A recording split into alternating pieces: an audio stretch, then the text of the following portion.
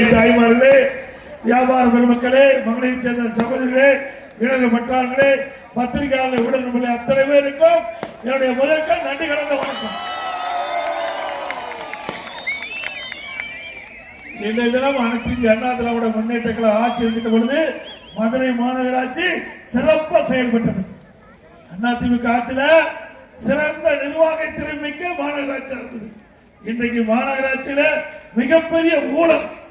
உண்மைதானே? பத்திரிகை வந்து செய்தி தானே. ஆளுங்கட்சி திமுக, ஆளுங்கட்சி சேர்ந்த மேயர், இந்த மதுரையினுடைய மேயர் ஆளுங்கட்சி சேர்ந்தவர். இதுல முறைகேடு 200 கோடி நடந்ததாக பத்திரிகை செய்தி. சொத்து வரியில 200 கோடி ஊழல் செஞ்சிருக்கிறாங்க, முறைகேடு செய்ததாக பத்திரிகைகள் செய்தி வந்திருக்குது.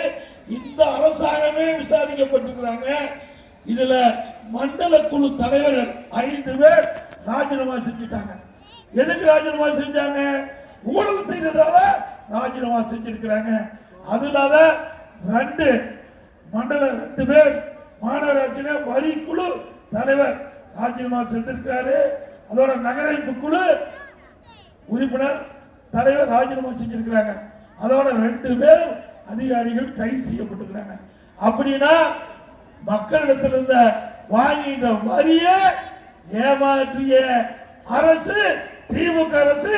திமுக கட்சி சேர்ந்த